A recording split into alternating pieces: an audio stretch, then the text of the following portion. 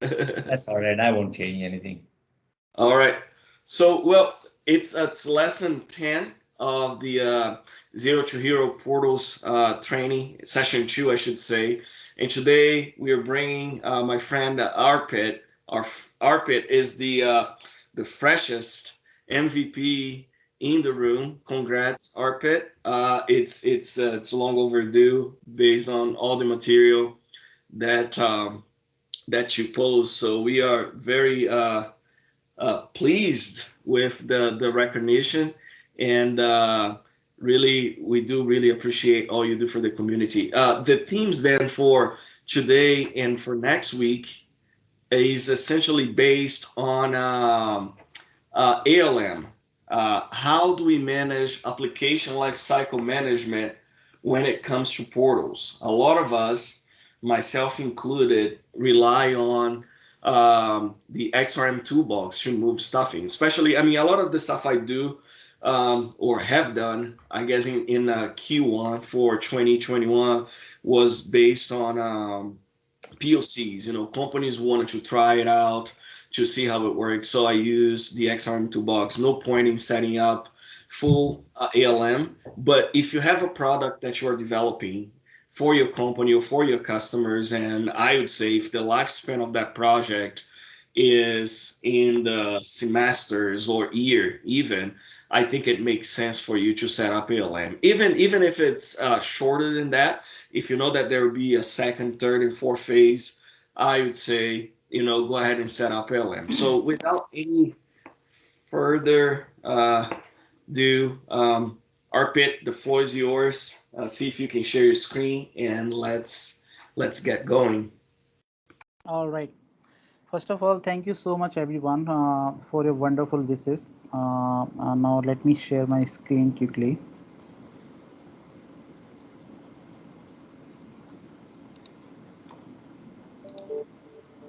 Just confirm me once you are able to see my screen. I'm able to see it. And Arpit, just for the record, my daughter saw your picture on my screen here in the office, and then she looked at the little superhero cartoons and she said, "Is he the guy on the green outfit?" I said, "Yes, that's him." So perfect personification, I suppose. Thanks a lot. Pass my love to her. All right. So, first of all, I would like to thanks Victor who organized this Power Apps Portal Zero to Hero session. And I have seen a lot of wonderful sessions given by Alexanders and other folks. And today I'm gonna discuss about the Power Apps Portal application lifecycle management. So just before getting started with the application lifecycle management, just wanted to give a small background of my portal journey, because I'm working in the portal since the ADX Studio portal was there. So I've seen the growth of the portal, and I have also seen how what are the challenges that we used to face while doing developments and the deployment especially. So as Victor mentioned, we had couple of tools available in the market. So in the earlier version of the portal, if I talk about the ADX Studio, we had the website copy tool available that was provided by the ADX Studio, right? So then we, when we upgraded our portal to the Dynamic 365 portal, then there were no tool available as such, but we still were using the configuration migration tool. There was some bugs in that, there was some issues in that, but somehow we were using that as well. And there was some, XRM toolbox was also available to migrate our data and configuration and other stuff of the portal. But recently Microsoft has worked really hard on this, the ALM part, especially on the portal side, and just introduced the PowerApps CLI. So I'm not the very much expert in the PowerApps CLI, but I just from past 2-3 months I've started learning just because of automate this portal. All right. So in this today's session, we're gonna see that how we can do the development of the portal and the deployment of the portal using PowerApps CLI. All right. So before moving ahead, I just wanted to give a brief introduction about myself. My name is Arpish Srivastav, and I'm recently been awarded with Microsoft Most Valuable Professional Award. I'm a Microsoft certified trainer as well, and currently working in Capgemini India as a Power Platform architect. So these are my some achievements till now. I've been awarded with top 100 CRM blogs, and I've also been awarded with the Power Community Ambassador of 2020 award. I have done all the certification of the Power Platform series, and I'm the user group lead of India Dynamics 365 user group as well. So if you want to get in touch with me after this session, or if you want to see the interesting stuff I usually share related to the Power Platform, you can connect with me on Twitter, or you can follow me my Instagram, LinkedIn, Facebook, and the other social media channels. All right. Okay, so let's discuss about the today's agenda. Um, Today I'm going to discuss about the PowerApps Portal ALM that Victor has already shared this with all the community members, that I'm going to discuss about the PowerApps Portal ALM. Then I'm going to discuss about the PowerApps Portal CLI that currently is in preview, but Microsoft took a very good step towards implementing the setting up the ALM for the PowerApps Portal. And then I'm going to discuss about how we can do the development or designing of the portal using PowerApps CLI, and then we'll discuss about the portal deployment using PowerApps CLI. So I've recently I have published a Visual Studio extension, not the Visual Studio, it's a Azure DevOps extension, through which you can simply automate your portal deployment as well. So I'm gonna present that tool as well, and I'm going to show a live demo of the end-to-end development and the deployment. All right. So what is PowerApps Portal ALM? So ALM is it's those who are very new to this terminology. The ALM is it basically stand for Application Lifecycle Management. So it actually says that how you manage the life cycle of any application. So it's not only about the portal application, but any application in this world that you use in the daily life, whether it's a mobile application or the web application. Every application has its life cycle, right? So it starts with the planning, and it actually ends with how you deploy it on the production instance, and how the end users are start using that. All right. So ALM basically made up of three things: the people, product, and the process. All right. How you are managing your resources or the people. So when you develop any application, or when you manage your application, there are a lot of pupils, there are a lot of resource involved in that, starting from the resource planning, and then development, then testing, then deployment. So there are a lot of pupils or a lot of resources are involved in that. And same goes with the products. So there are a lot of products, there are a lot of tools you actually use in order to automate that, right? So for example, if you are developing a PowerApps Portals, there are a lot of products in the market that you can use, that is provided by the Microsoft, and we can create our own extension, our own products as well, in order to automate the applications. And obviously the third part is the process. Okay, so what process, what flow, what functional flow should look like of your application, it actually depends on how what type of requirement you are getting from the clients, right? So the ALM is basically how you are managing your people, your product, or a process throughout the application development. All right. So in the earlier days, we had some methodology to design the application, but that was not good fit for the application development, but and that was not as disciplined as the DevOps and the Agile methodology is. Okay, so the main objective of application lifecycle management is that restrict you to follow the guidelines. All right, and during the application lifecycle development, you need to be disciplined, okay, on the each phases of the application development. So it actually, so if I talk about the PowerApps Portal ALM, it actually start with the planning phase. All right, I'll come to that part in the later slide, that what you have to do in the planning phase, in the development phase, and in the testing phase. But it start with the planning phase, where you actually plan that what you have to do in your application, and then it's you design the application, you develop it, you test it, then you deploy it, so that the end user can start using that. In the operation phase, you actually deploy the app to the to the production instance so the users can start using that. Then you monitor that. So this is the complete the life cycle of any application. Now, if I talk about the planning phase, so if I talk about from the PowerApps portal perspective, what should be we should cater while planning while designing the PowerApps portal application.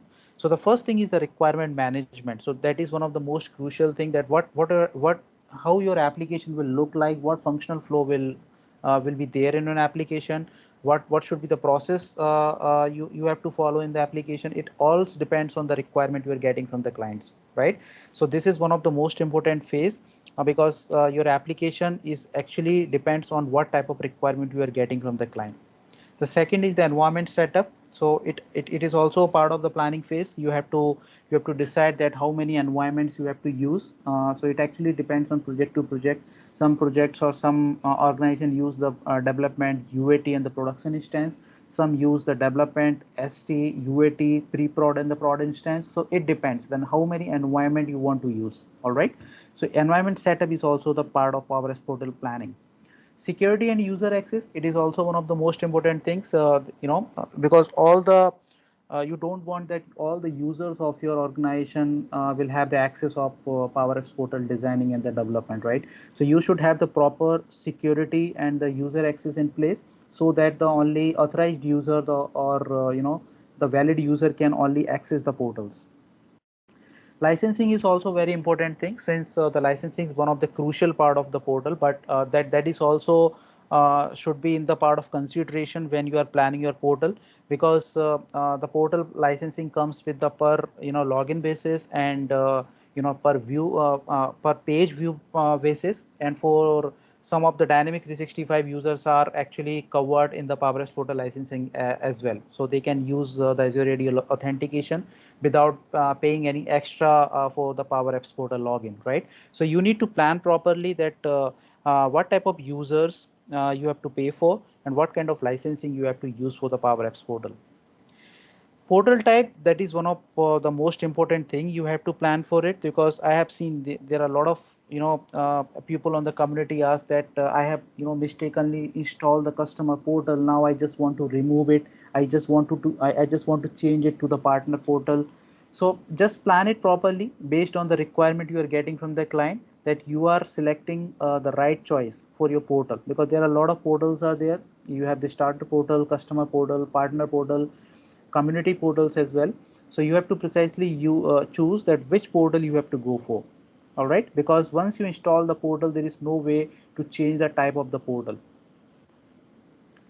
The next thing is the solution strategy. So solution strategy is also one of the most important part of the PowerApps portal planning, because when you do the customization, when you do anything in the portal, there are basically two parts. I will come to that part later. So in the portal development basically consists of two things: customization and the configurations. All right. So configuration is basically whatever you are doing in the portal components, whatever changes you are making in the portal components. So that is a part of portal configuration. And the portal customization, basically what are the changes you are doing for the CRM component, for example, views, forms, dashboard, reports, and charts. So that parts comes under the portal customization.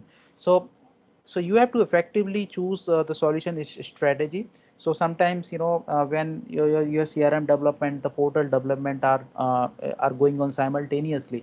So you always want to keep a separate solution so that you can keep all your portal related customization component there, and it will be segregated from your from the Dynamics 365 component.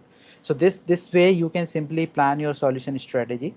Development team is also play a very crucial role in that. You have to precisely choose your resources, your development team, that who gonna take the part of deployment, who gonna take the part of your development, and make sure that the multiple developers are not doing the same configuration or customization on the same component. So this is also the part of your planning.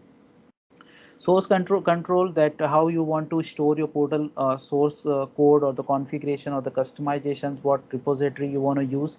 So this is also part of the planning. So these are all the the points that you need to consider while start doing development or start doing portal application development. Now if I talk about the PowerApps portal development, there are basically multiple ways to design the portal. So the first way is that the PowerApps Portal Studio. Okay, so the Microsoft has provided a very good visual editor in order to customize or in order to change the UI of the portal. So that studio is called PowerApps Portal Studio. You can simply edit your app, same like the Canvas app and the Model Ribbon app, and you can start customizing or configure your portal application. The second way to do the development or to change the UI or write the script or anything in the portal is the portal management tab. So portal management tab is nothing but the model driven app you get once you install the portal. All right. So this is the earlier version that we used to use to customize the portal. But nowadays we often use the PowerApps Portal Studio.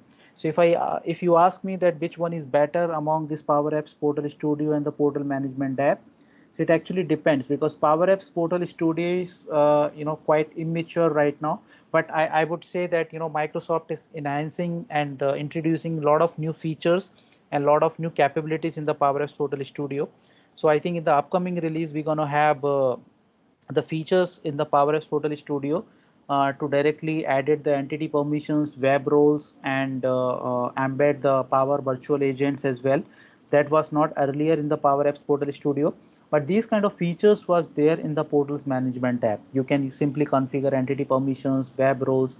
So anything related to the portals you can directly do with the Portal Management tab. But Portals Studio, Microsoft has recently started introducing new features in that. All right. And the last one that the Microsoft recently introduced is okay. The last one is the PowerApps CLI.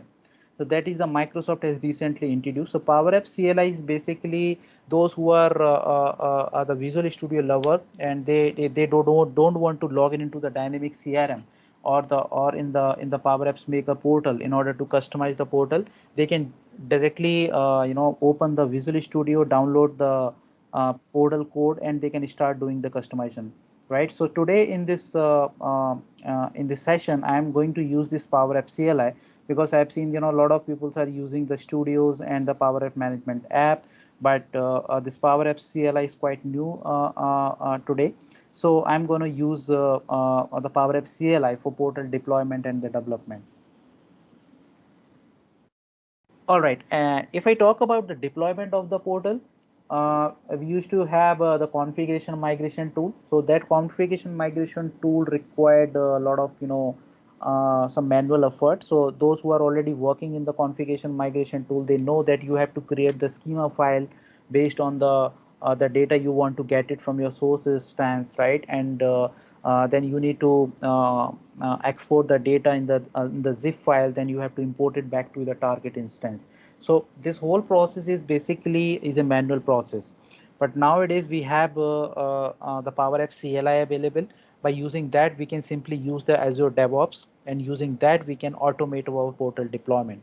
And in a very in this demo, I am going to demonstrate that how you can deploy your portals from your source instance to your target instance using the Azure DevOps. All right. PowerApps Portal monitoring. So monitoring as such, there is no tool provided by the Microsoft to directly monitor the portal application, but there are some alternatives available through which you can simply monitor your PowerApps Portal activities. So I think Alexander has written a very good article on that how you can use the Azure Monitor and the application insight in order to monitor the portal application, the number of page views, how many users are logging on a particular page. So when you use the application insight, it returns a script for you, and that script you can simply embed in your portal application in order to track or in order to monitor the PowerApps Portal application. All right. So no direct tool available, but using Azure Monitor and application insight, you can monitor your PowerApps Portal application as well. All right, so let's come to the PowerApps CLI part. That what is PowerApps CLI? Okay, so PowerApps CLI was there earlier as well, but not for the portals. But recently, Microsoft has introduced the portal capabilities as well inside the PowerApps CLI. But those who are very new to the PowerApps CLI, let me quickly go through that what is PowerApps CLI. So Microsoft PowerApps CLI is very simple and a single stop developer command line interface that actually empowered your developers and the independent service vendor to provide or perform various operations on the Microsoft Power Platform. All right. So for example, there are basically 4 components in the Power Platform: Power Apps, Power BI, Power Virtual Agent, and the Power Automate. Right. So it actually allows your developers and the ISVs to directly write the commands, right? So either they can use the command prompt or they can use the window PowerShell, and they can directly perform the operations on the Power Platform. All right. So this is the basic the fundamental definition of the PowerApps CLI. All right. So but what is the new thing in this PowerApps CLI? So the new thing is that currently Microsoft introduced a new way so that you can perform the operations on the portal as well. So using command line interface, using window PowerShell, you can directly perform the operations on the portals. For example, you can download the portal code, you can upload the portal code, you can get the list of all the available portals in your instance. So these are the type of operation you can perform using this PowerApps CLI. Now, how we can do the Power Portal development using this PowerApps CLI? All right. So basically, as I already told you, the PowerApps Portal development is basically made up of 2 things. The first is customization, and the second part is the configuration. All right.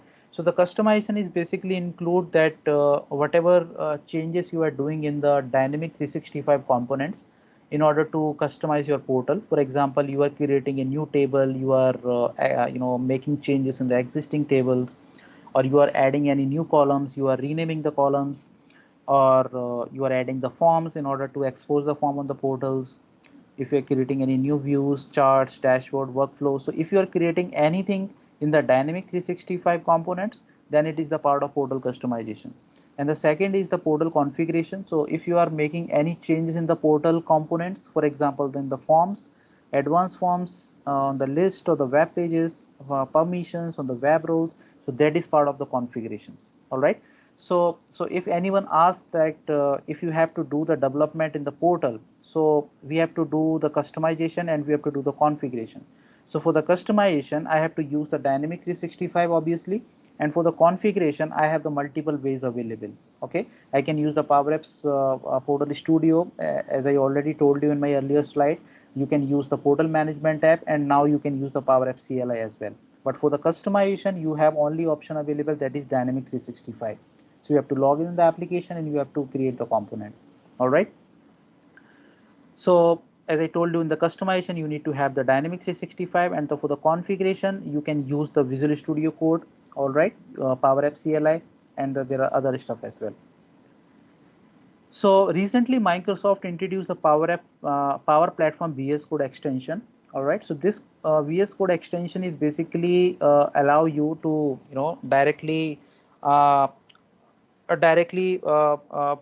perform the commands to perform operations in the dynamic 365 components or the Power Platform components. So you can directly write the plugins commands, you can directly write the commands to create the PCF control, you can directly write the commands to create the portals. So there are a lot of the features are introduced in that. So this Power Platform VS Code extension that Microsoft has recently introduced in order to perform the operation on the Power Platform using Visual Studio Code. All right, so we're going to use this tool today. The second is the portal deployment. So how are we going to use the portal deployment using PowerApps CLI? So for the portal deployment is also consist of 2 parts, the customization and the configuration. All right, so if I have to do the portal deployment, I have to deploy the customization of the portal, and I have to deploy the configuration of the portal as well. All right. So for customization of the portal, I'm going to use Azure Pipeline or the Azure DevOps, and for the configuration deployment, I'm going to use the Azure DevOps again. All right. So for this customization, Microsoft has already provided a tool called PowerApps Portal. The tool called Power Platform Build Tools. So this tool is basically used to deploy your Dynamics 365 customization. So whatever components you have changed in the Dynamics 365, for example, forms, views, dashboard. So this actually automate your deployment from source instance to your Dynamics 365 target instance. But as of now, there was no dedicatedly tool that Microsoft has provided for the portal deployment. So I've recently created one tool to deploy the portals. So that tool is called, you can you can simply find it in the Visual Studio extension, like PowerApps Portal build tools. That tools basically is basically used to automate your PowerApps Portal deployment using PowerApps CLI. All right. So in this today's demo, we're gonna see all these three extension, how all the three extension works. All right. So let's get back into the action, that how all these three extensions look like. So before going into the demo, I just wanted to give a small background about what environments I have set up here. Okay, so this is my PowerApps portal.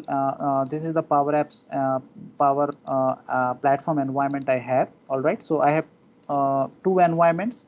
One, I'm using the Raj Dynamics environment. So in this Raj Dynamics environment, I have a portal installed called Arpit Dynamics Portal. So let me open that.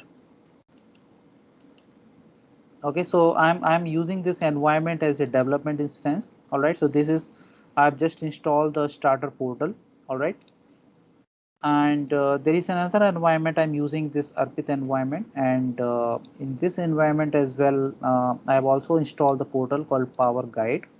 Okay, so I have two instances, the RAS environment and the Arpit environment. So this environment I'm using as a development instance, and this I'm using as a UAT instance. All right. So what I'm going to do is I will make some changes in the development instance and will deploy it on the target instance. All right. And all I'm going to do by using PowerApps CLI. So development and the deployment, I'm going to use the PowerApps CLI. Okay. So this is about the environment. Now if I go to the extension part, so this is the Visual Code, the Power Platform VS Code extension that Microsoft has recently published. So we can use this Power Platform VS Code extension, and it has couple of features, like there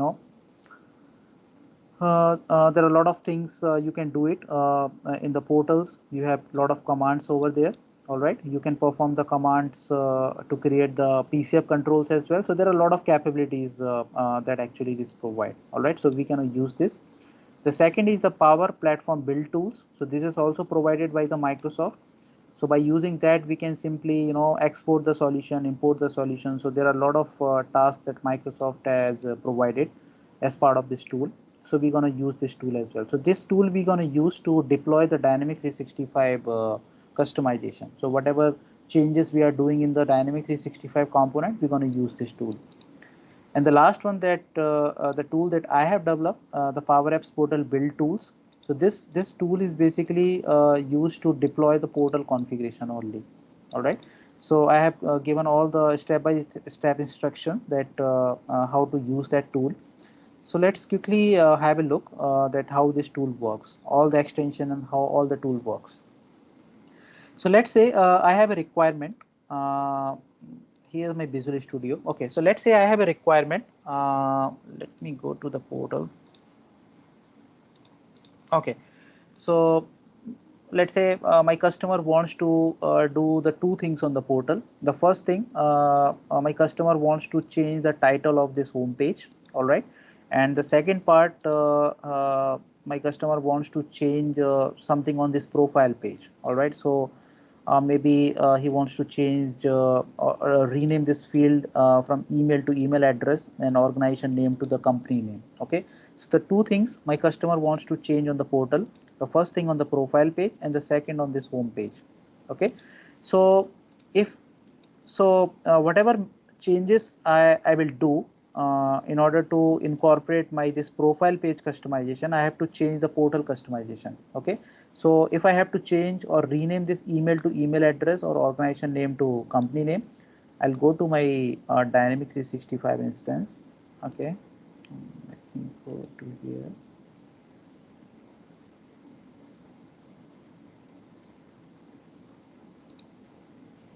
Okay, so let me choose the development instance. Okay.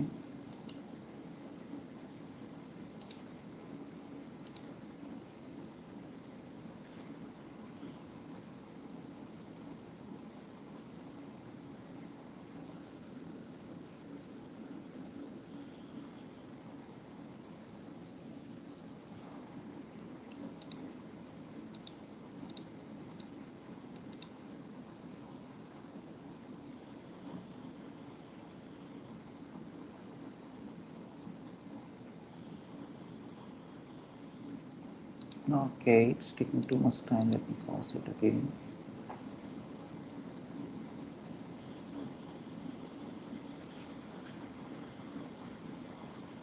Okay. Meanwhile, it's opening. I'll just walk you through with the Visual Studio Code extension that Microsoft has recently introduced. So I talked about the PowerApp platform VS Code extension. So in order to install this VS Code extension, so this extension is basically used to, to directly make the changes in the portal from the Visual Studio. So to do that, you just need to go to the extension part. So first you need to have the Visual Studio Code available in your machine, and you can simply find this extension called Power Platform VS Code extension. So here we go. So I already installed this extension on my machine, so it's already there. So you can simply install this extension. So once you install this extension, there are a lot of capabilities are there. So there are a lot of commands. You can simply use these commands, okay, in order to configure the portals, configure the PCF controls, and some other stuffs. Okay. So once I install this extension, the first thing I have to do is let me go to the portal again. Okay. So I'm going to the setting, customization, customize the system. So I'm first making the changes in the profile page. Then I will make the changes on the home page. All right. I will change this title. So first I'm doing the profile page changes. So I'll expand this entity. And if I go to the contact entity, because this profile page is basically a contact form. So if I have to make any changes in the profile form, I just need to open this form. So let me, okay, so this is the form, profile web form.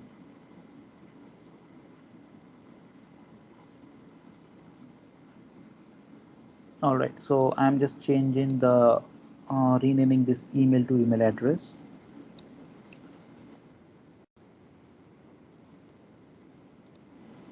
And organization name to company name.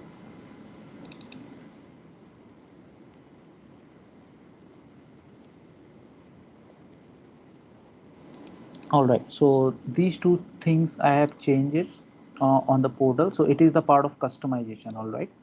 So it's a very basic thing. I just wanted to demonstrate because I just want to show you that how you can automate your Dynamics 365 customization as well along with the portal configuration. All right, so I've just published this. I'm closing it. Let me go back to the portal.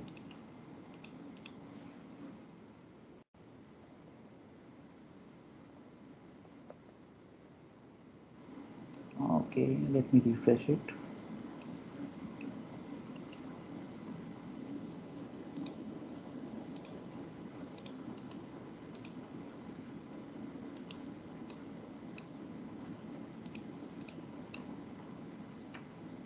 Okay, so the changes has been done. Now my first requirement is done. Now the second part is I have to make the changes in the portal configuration. Okay, so I have a couple of ways available. I can directly go to my this portal and I can click edit, and I can simply custom change the home title using PowerApps Portal Studio. I can open the portal management tab. So it's the model driven app you get once you install the portal. So you can do it from here as well. But I am going to use the third part, the PowerApps CLI. To do that, I have already installed the PowerApps Power Platform VS Code extension. All right. Now, once you install this extension, there are a couple of commands you have to remember. So I have already written all the commands in the notepad. So these all the commands you have to perform. You have to write in the window PowerShell or in the command line prompt. Okay, in this particular order. So first of all, you need to install the PowerApps CLI on your local machine. So in order to work with the PowerApps CLI, the Node.js, and there are some prerequisites, some npm commands should be there on your local machine. Okay, so to do that, you need to first use this command, the install latest, pack install latest. So this will actually retrieve all the latest update of the PowerApps CLI, because if you are not running this command, you will not get an option to perform the commands on the portals. So because Microsoft recently introduced the portal feature, so first you need to run this command so that you can start using the PowerApps CLI to perform operation on the portals. All right.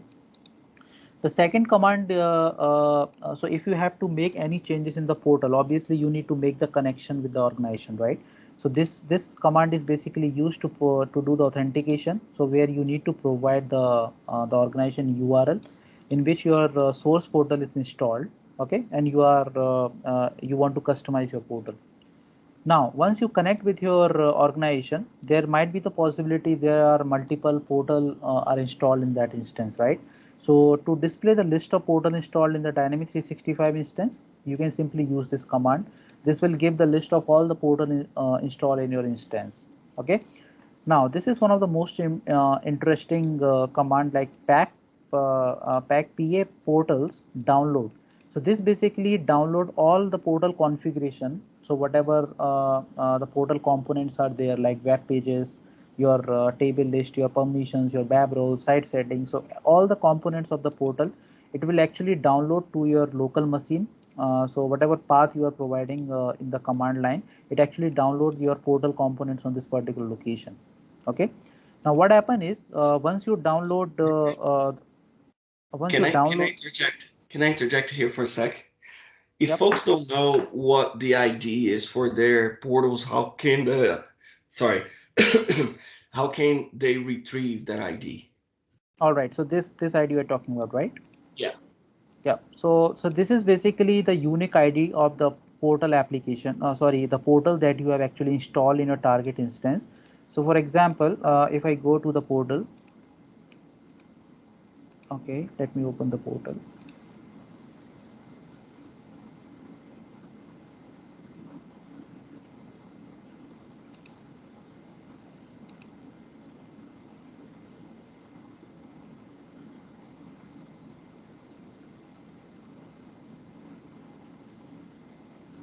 All right, so once I open the model driven app of the portal, all right, so I get all the list, I get the list of all the components in the left panel. So there is a component called website. All right, so once I click on this,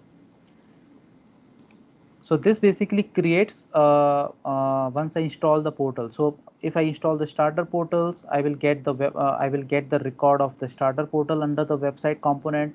If I have installed multiple portals, so I will have the multiple records available in the website component. So like you see, I have installed the starter portal over here. So that's why it's created only one record under the website. So if I want to check what is the unique ID of this record, I will simply open this. And if you can see here, there is a website ID, the unique identifier of this particular ID. Perfect. Thank you. Yeah. So this ID I have actually copied. Now the question is that this is my development instance. So if I install the portal in other instance, will this the GUID will remain same? So the answer is yes. Portal always use the same GUID for all the portal types that you are installing. For example, my developer instance, I have installed starter portal, so the ID will this. And if I install the same portal in my target instance, no matter it's a sandbox, it's a production or a trial instance, the GUID will remain same. All right, so you don't need to worry about it that the GUID will get changed and your portal configuration will get failed. So it's not like that.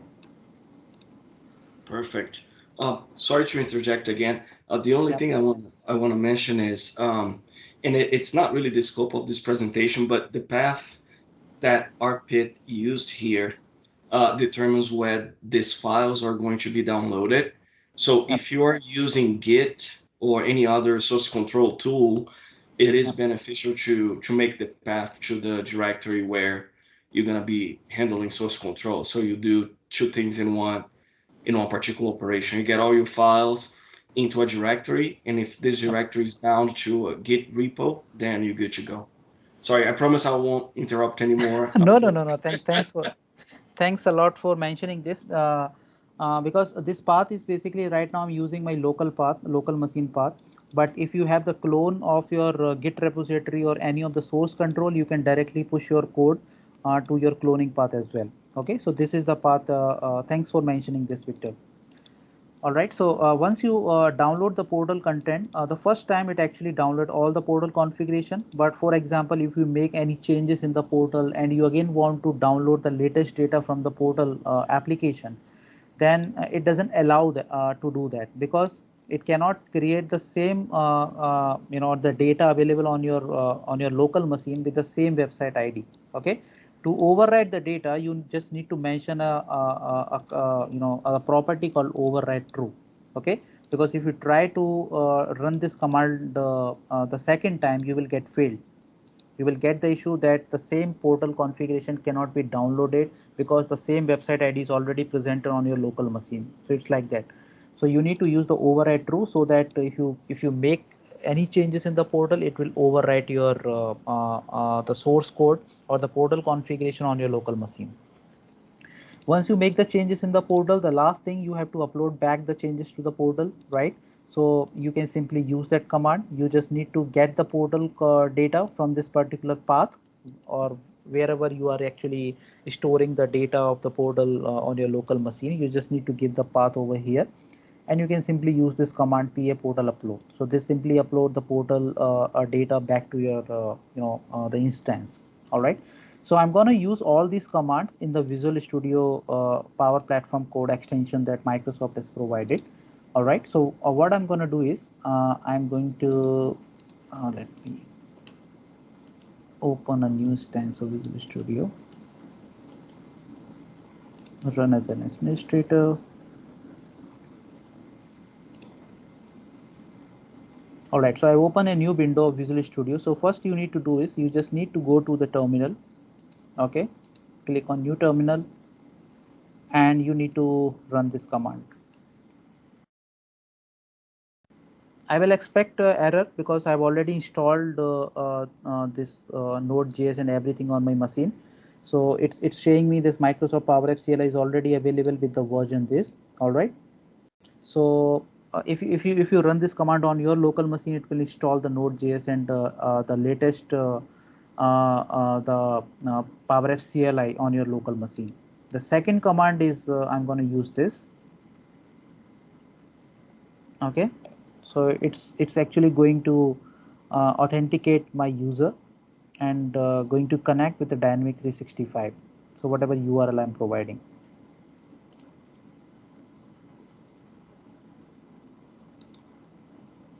So it gives the pop-up. I need to select the instance. So instance I've already given. So I just need to select the credential. So once I select the credentials, it automatically create a configuration file on my local machine. So every time when I connect with the portal, I download the data or upload the data, I don't need to provide the credential again and again.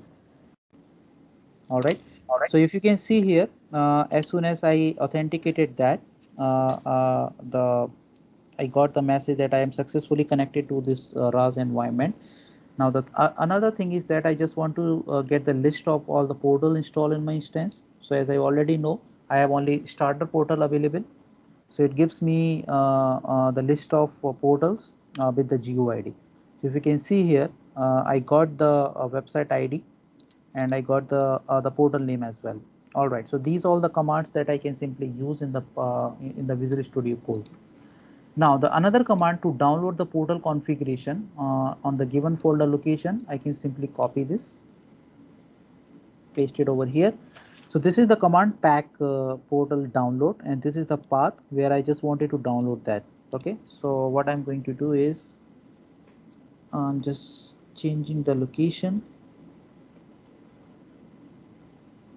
Okay, let me take it users of it portal. 020. So I'm just creating a new folder. All right, and inside that I'm creating portals. Perfect. And I'm just hitting this command.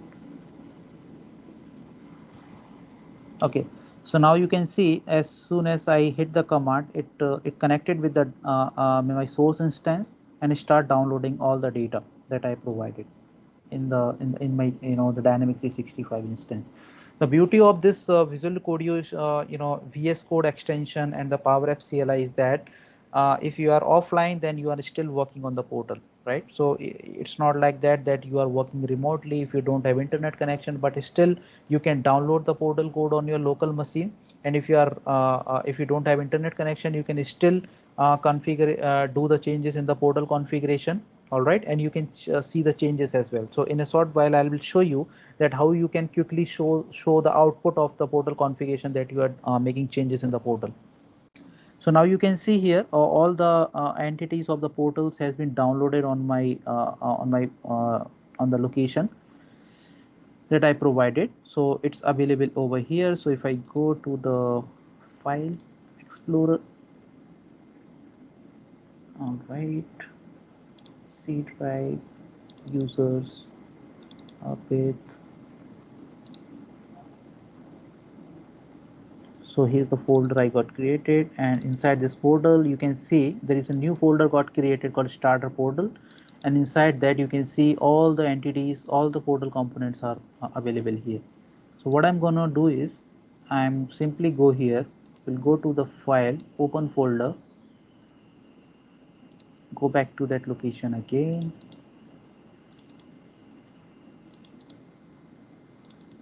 select this and select folder. So now you can see all the folders of the portal components are available in my Visual Studio Code. Now, if you can see here, there is some, some awesome icons are also over displaying over there, right? So it is also it is because of the Visual Studio Code extension that Microsoft has provided. So as I already told you, this extension has been installed already.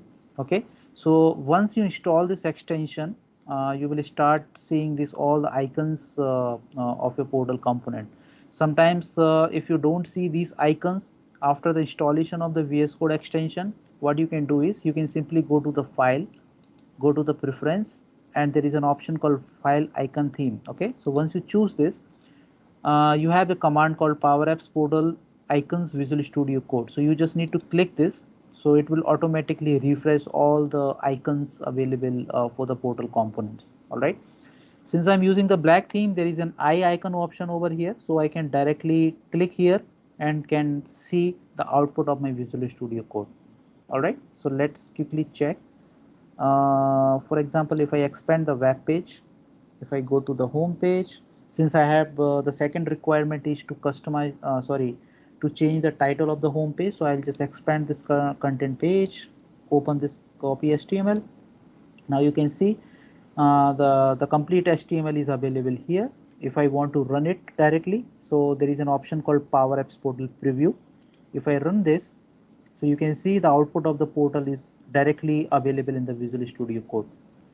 So it doesn't matter I'm available with the, I'm connected with the the Dynamics 365 instance or not. I can directly make the changes in the HTML. I can see the output over here.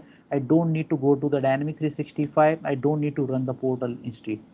Okay, so this is the way. Now what my requirement is, I just want to change the title, like, hey, welcome to Power Guide Mentorship to maybe PowerApps Portals 020. All right, okay, so I'll just simply change this inside the HTML. We'll save this and I can directly change the preview that I have made the changes in the title. All right, now, so the last command that I have to use is upload the changes. So now I have already downloaded my portal configuration. I made some changes in the configuration. Now I have to push the latest changes to the Dynamics 365 instance. All right, so again I need to open the terminal. Okay, we'll copy this command. Okay, So first I need to go to the that particular path where my portal is there. So starter portal is fine. I need to go to the users update and then power guide. Sorry, portals 0 to hero and then portal. Okay, so this is the path where I can where I'm making all the changes in the starter portal. All right, if I hit enter, it will first connect to my Dynamic 365 instance. All right, it's done. Now it's saying the upload path provided does not contain portal data, so maybe the path is wrong. I just need to go to this here. So it's a portals, not the portal.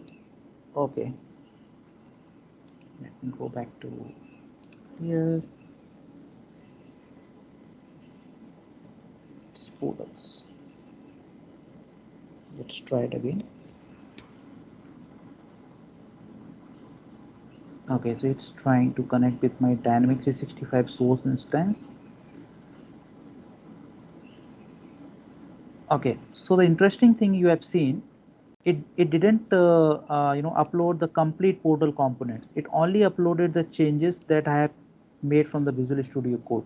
So I made the changes in the web page only, so it only uploaded the web page. So that is one of the most important thing that we did not had in the in the configuration migration tool. So if we have make the changes in only one or two components, we have to make the we have to make the changes in the schema file, then we have to do it manually, right? But right now in this PowerApps CLI, whatever changes you are doing in the Visual Studio Code, it automatically detects and it actually upload only the updated changes.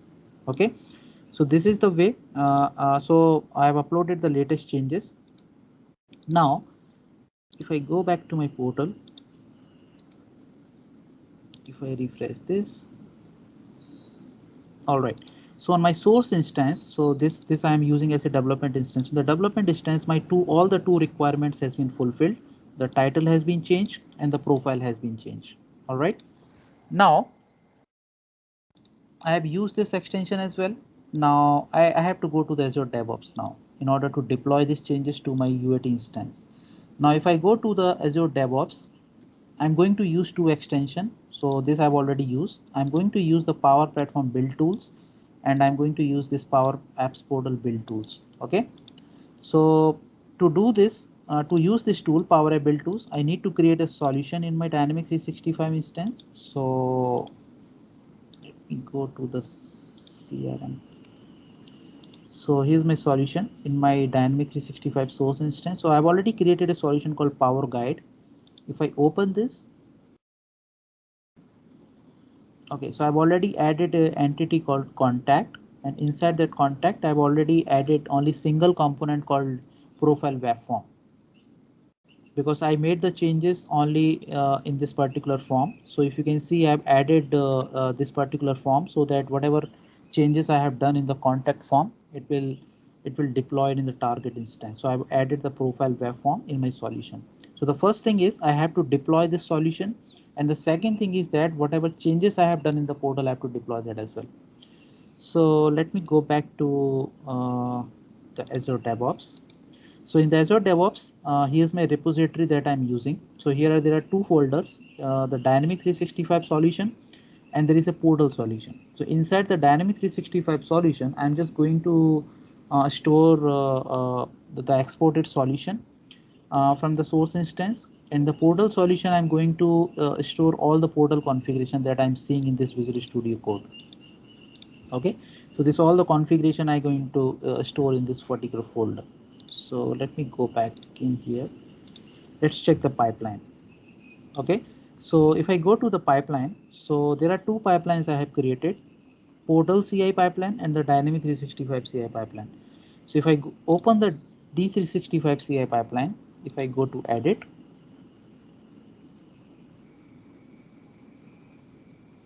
you can see I'm using the Power Platform, the build extension. All right.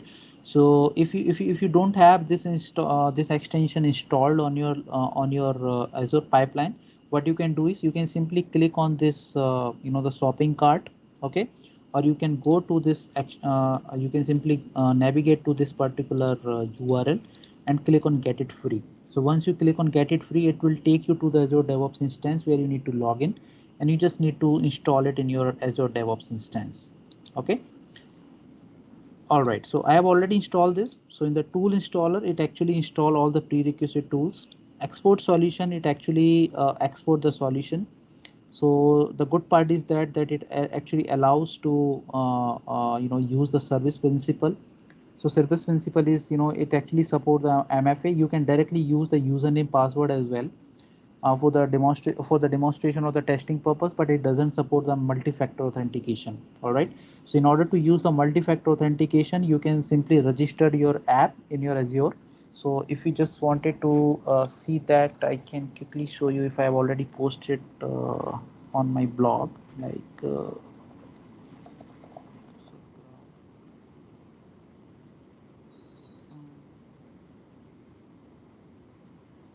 maybe in any one of my article I have shown the steps how to simply use the Azure app. Okay, so here's the steps. I can provide this URL in the link.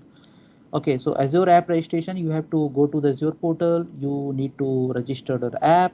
Okay, and you need to provide the app name, then you just need to create a client secret.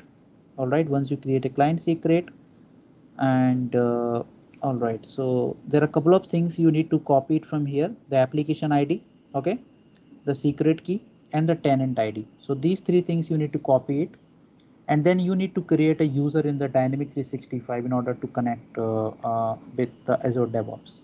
All right, so I've already created all these things. Okay, and I'm selecting this service connection instance over here. I have just provided a variable that what is the name of my solution. So if I go to the variable, I've already given the name of my solution that I've already created. The power guide is the name of my solution. I've already shown you, like, this is the name of my solution. Okay. Okay, go back to the task, export solution. So once I export the solution, I have to give the path where I have to export the solution. Okay, so I've given the path that in my repository there is a folder called Dynamic 365 solution. Inside that, I just want to create the managed solution over there. Okay, so this will actually create the zip file, but what I want to do is I just want to extract the zip file and want to show all the components in the folder wise.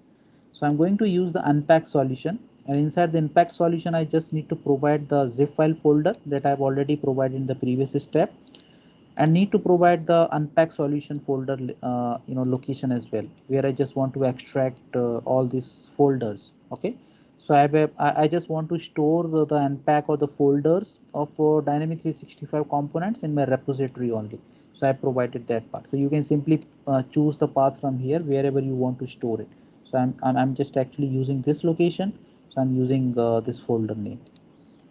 All right, so this command line script that I'm using just to push or commit the changes into the master branch, and this publish artifacts I'm actually using to push my artifacts in the build repository, so that in the release pipeline I can get the artifacts, I can get the solution from there from the artifacts location and deploy it to the Dynamic 365 instance.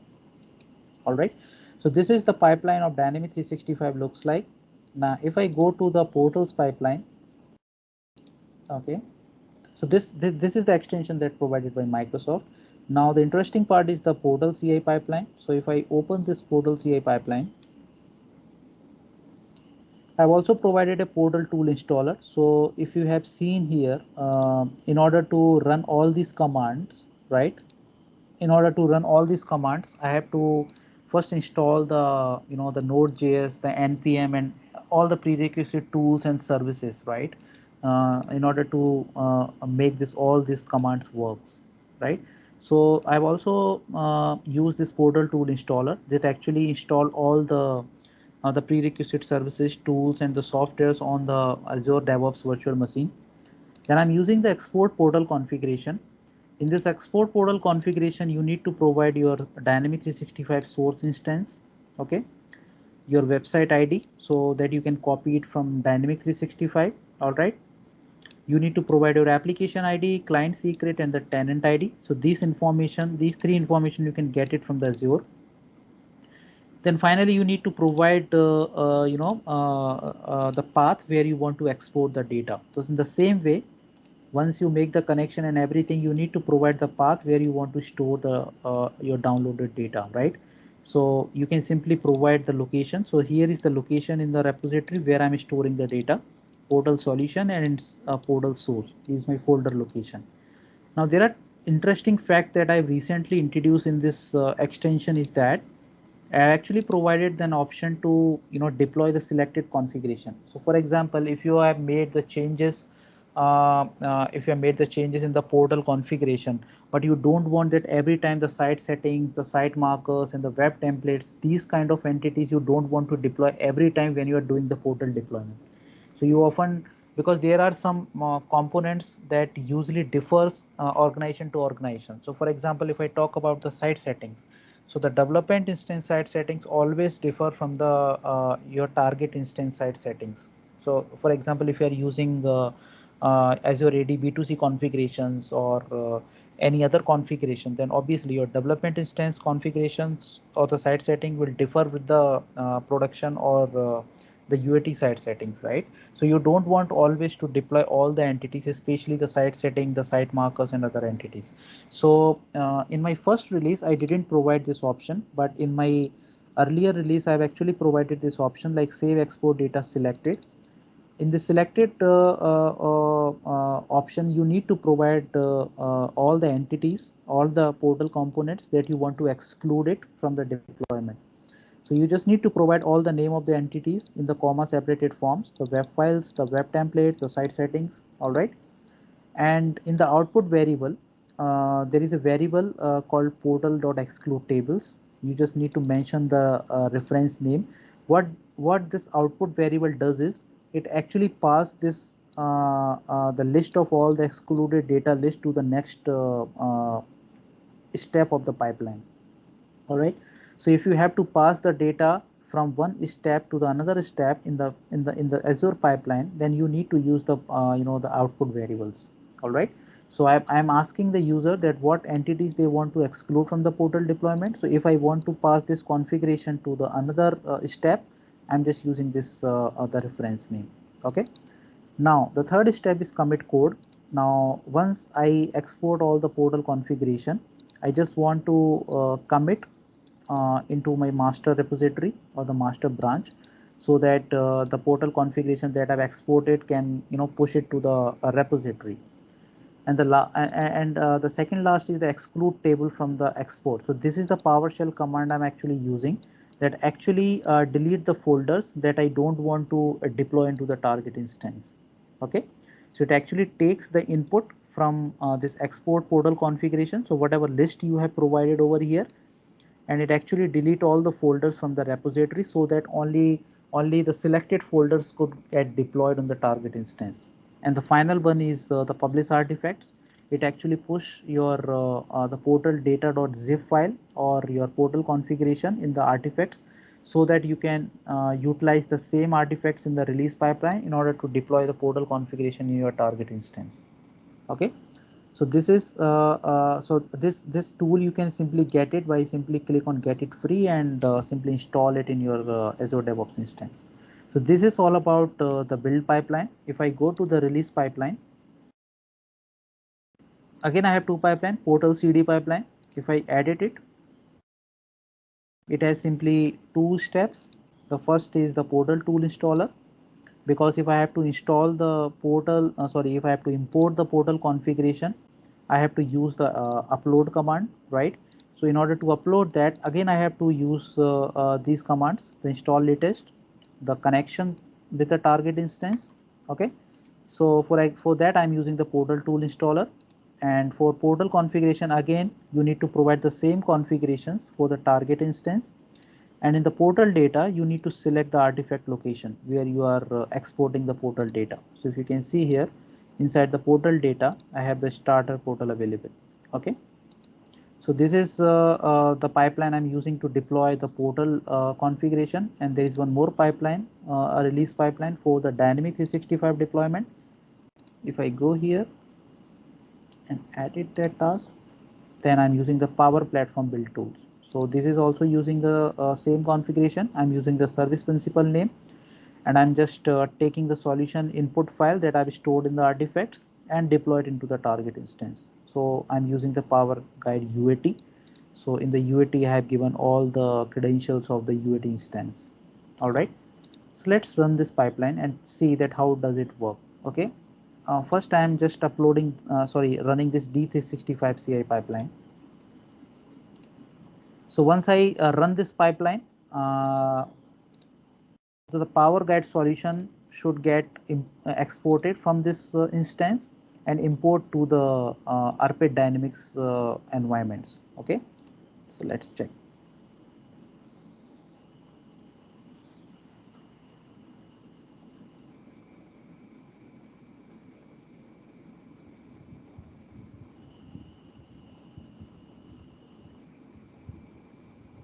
All right, so it's initializing the agents. Okay, and then it will start installing the tools, all the prerequisite tools and software. It will install on the Azure DevOps virtual machine.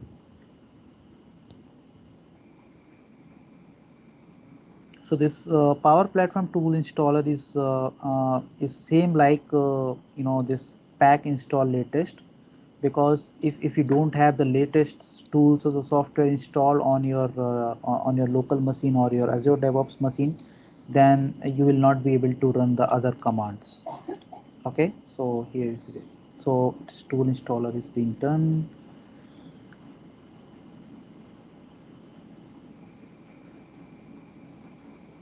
So if you can see here is installing some of the PowerShell PS module like Microsoft PowerApps Administration.PowerShell and XRM tooling. So these are all the prerequisites Nugget packager that is required to connect with the Dynamic 365.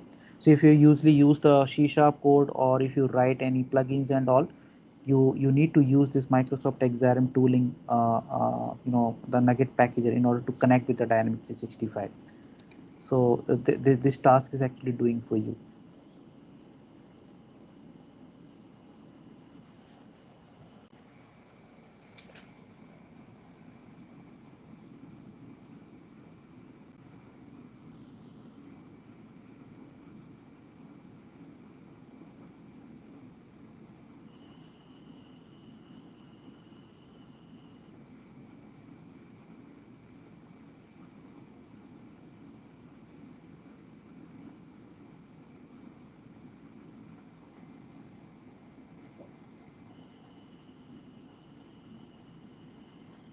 Okay, so the tools has been installed. Now it's trying to export the solution with the name Power Guide. Okay, so it's connected with the instance. Okay, so if you can see, the name of the environment is coming in the command line, and it will try to export the solution now.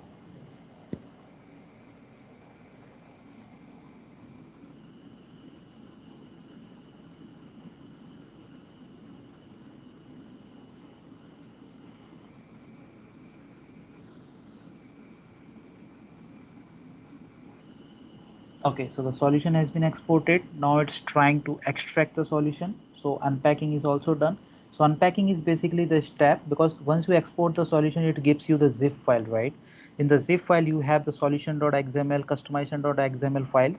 So you cannot simply figure it out that what components you have changed. So unpack is basically a task in the in the Azure DevOps that actually create the folder of all the components that you have available in the solution. Okay, so this is done. If I go back to my repository, if I expand the Dynamic 365 solution, you can see there is a Power Guide folder got created. And if you remember that I have only one entities in my Power Guide solution, that is a contact entity. And in this contact entity, you can see the entities has been created in the Dynamic 365 solution folder. All right. So the Dynamic 365 solution is done. Now it's time to export the portal configuration. So let me go to the second pipeline, that is the portal CI pipeline. All right. In the portal pipeline, what I'm doing is I don't want to export these components, the web files, web templates, and the site settings. Okay, so I don't want to deploy this. So let's check that how it skips all these entities while doing the portal deployment. So let me click this and run the pipeline. So right now I'm running all this pipeline manually, but you can simply configure it on a particular trigger on the daily basis, on the nightly basis, or maybe you can trigger it as soon as any changes you are committing into the master repository or the master branch. You can trigger it automatically as well.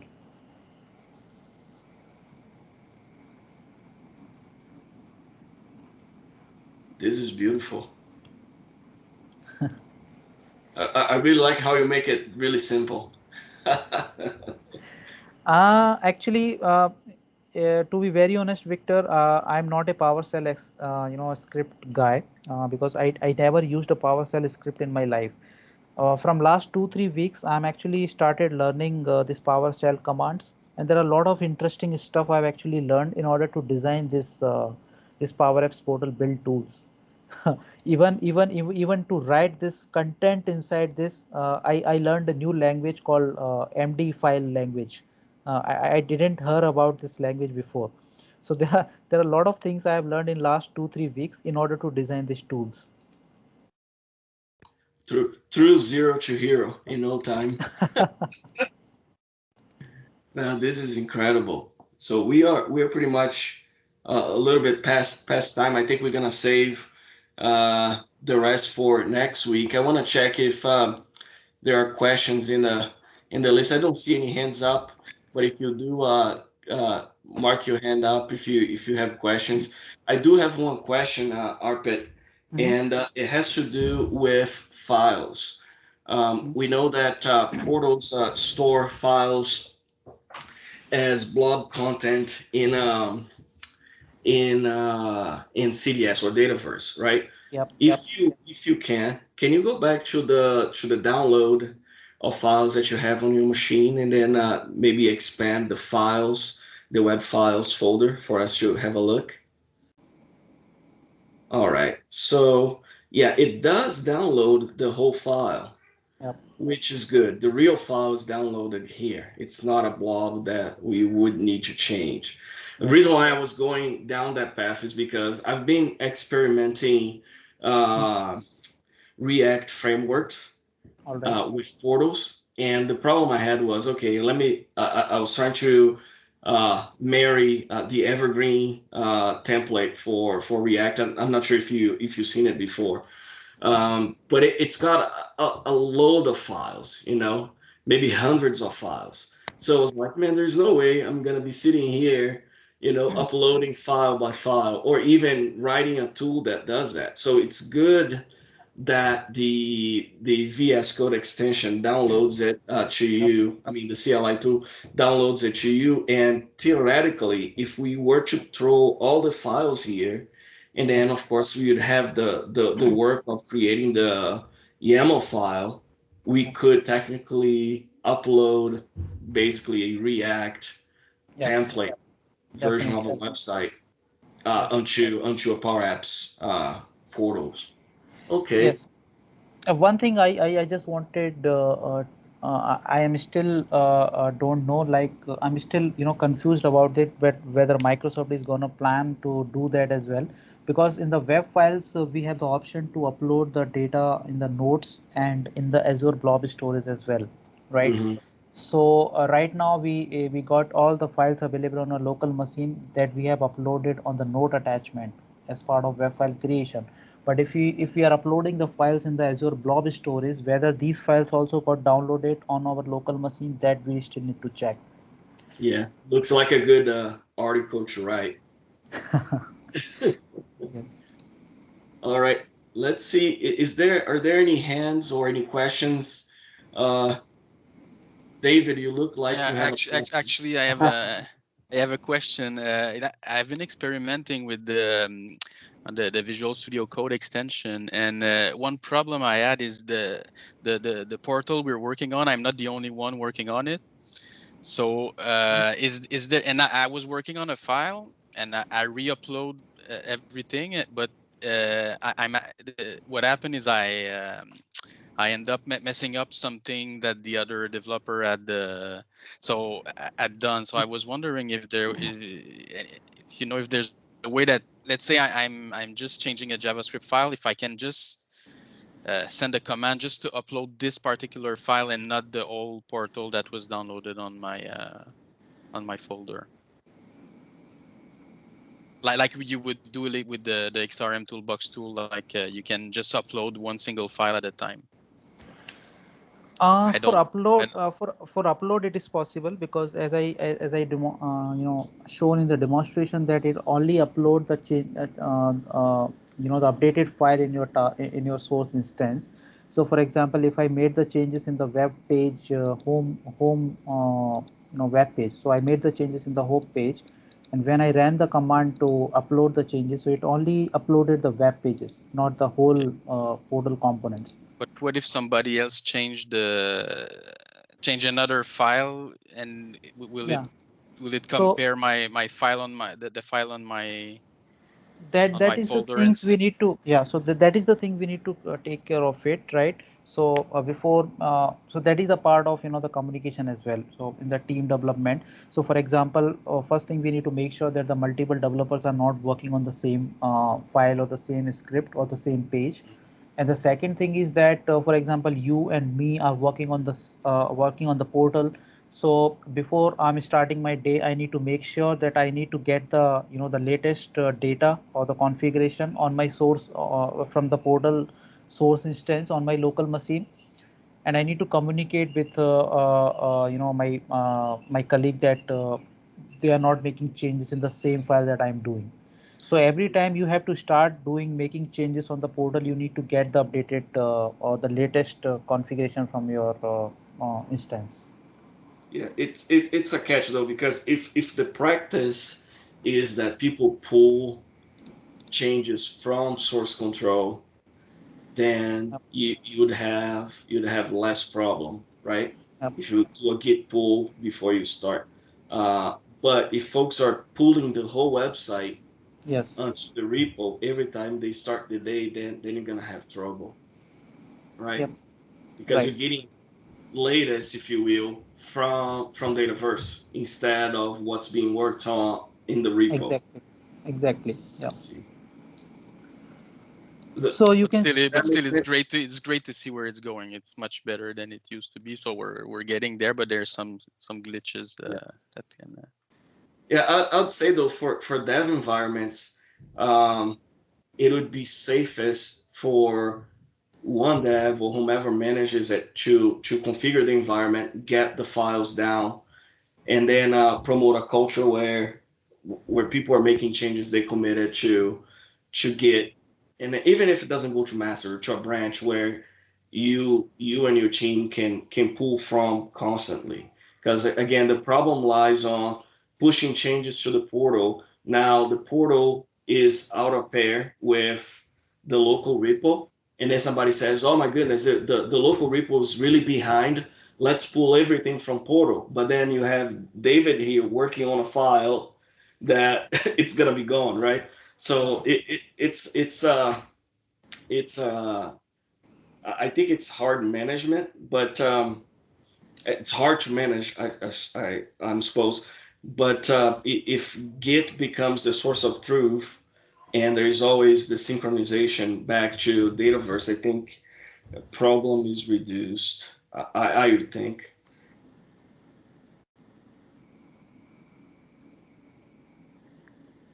Okay, I think you're demoing something, Arpit.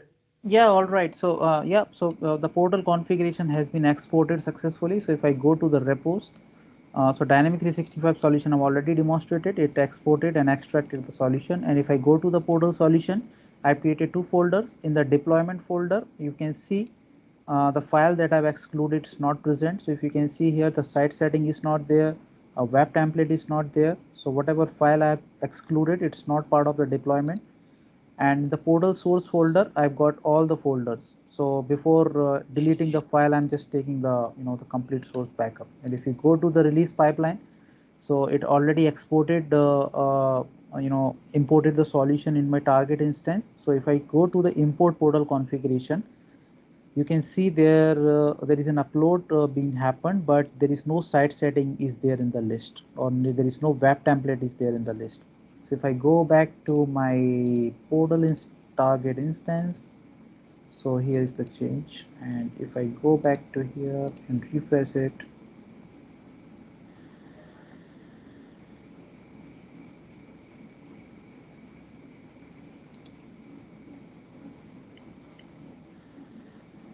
all right, so in my target instance as well, so the portal has been the title has already been changed. So Okay. the Dynamic 365 solution, I haven't deployed that, but we can simply go to the release pipeline, and if I run this D365 CD pipeline, then it will deploy the changes that I have done in the profile page as well. So yeah. So just to close the loop on that question from David, it's Yeah. guaranteed that the command, the upload command, will pick up the changes and move it over to the target environment. It won't upload everything, just what was changed between the local dev machine and the target machine. Yep. Okay. Yeah, but I can see problems with that strategy with the multi-dev setup. But we can talk more about it next week because we are about hour and a half into it, and it's pretty late where you are. I can see your I can see your clock. No worries, anytime. All right, all right. Well, Arpit, thank you so much for your presentation today. I am going to wait for the details on this presentation. Maybe we can upload them all when we have completed your lesson next week. Sure. But if folks wanted to refer to this particular repo here, I have my lesson, Francesco Musso, Rick, and Alexander, and then I'm waiting for James and Arpit. We're gonna add the contents here. Somebody asked me for it, I think earlier today. So all the slide decks and the scripts and all the stuff is here. I am going to share this with the team once again, and we should be good to go. Yeah, I'm gonna throw that into Teams, and that will be it for today. If you have questions, concerns, comments, you can send it to me, victor@powercommunity.com. Arpit has a Power Community email as well, arpit@powercommunity.com, or you can connect with me on LinkedIn, and we'll be glad to help you out. Again, thank you so much. We'll see you next week. Arpit, quick question for you. Do you want to do it earlier next week, or is it this time good for you? Earlier, 1 hour earlier, because sometimes right. it get extended. Yeah. So yeah. Okay. Everybody who is in this call, we're gonna be going live at 11 a.m. Thursday of next week instead of 12 p.m. 11 a.m. Okay. 11 a.m. Mountain Time, so you can Google it and figure out what time it is in your time. 6 p.m. in the UK. Okay. See you next week. All right. Bye bye. See you. Bye bye. Take care. See you. Thank you. Bye bye. Have a lovely week. Thank you.